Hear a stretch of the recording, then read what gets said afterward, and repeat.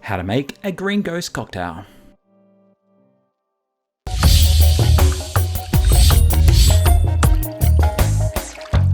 G'day there drinking buddies, Scotty Boxa here again for DrinkLab.org, your home to thousands of free, easy, simple cocktail recipes just like this one, the Green Ghost. It is a simple 3-ingredient cocktail and this is how to make it.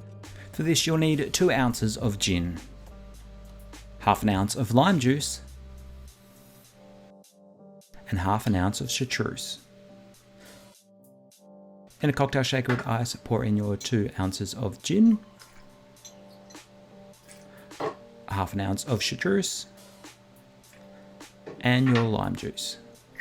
Shake. And strain into your cocktail glass. If you're after some awesome cocktail gear, head on over to our DrinkLab store at DrinkLab.org.